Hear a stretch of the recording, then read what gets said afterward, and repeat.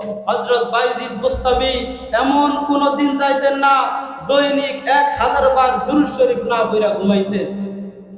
এই আমল করতে করতে করতে করতে একদিন তার কলবের মধ্যে নবীর এত মহব্বত জন্মাইলো, বাইজিদ বুস্তামি 1000 বার দুরূদ শরীফ পড়িয়া কয়েক রাকাত নফল নামাজ পড়া মুনাজাত দিয়ে আল্লাহর কাছে দোয়া শুরু করে দিল।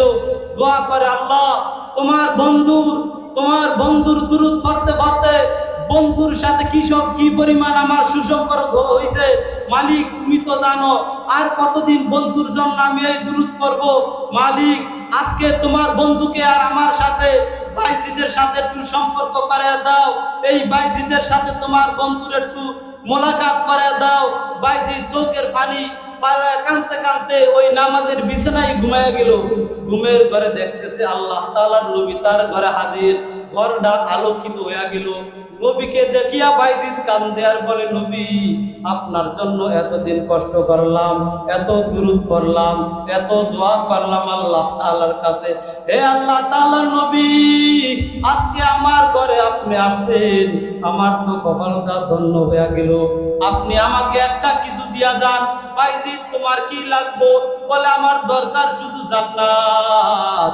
আমি কি আমল করলে জান্নাতে যাইব, কোন আমল করলে জাহান্নামের পথ থেকে বাঁচতে পারবো? বন্ধু আল্লাহর নবী তুমি আমাকে একটু বলে দাও, আমি দেখি ওইরকম চলতে পারি কিনা।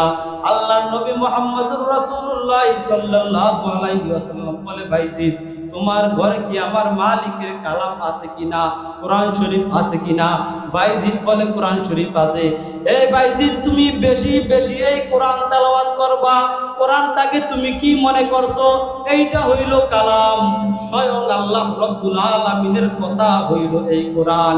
এই কোরআনকে মহব্বত করবা, কোরআনকে মাথায় রাখবা, কোরআনকে বুকে রাখবা, কোরআনের সাথে সুসম্পর্ক রাখবা। আর এই কোরআন তোমার সিনার মধ্যে যদি থাকে তাইলে আল্লাহ তাআলার সাথে তোমার গভীর সুসম্পর্ক হয়ে যাইব।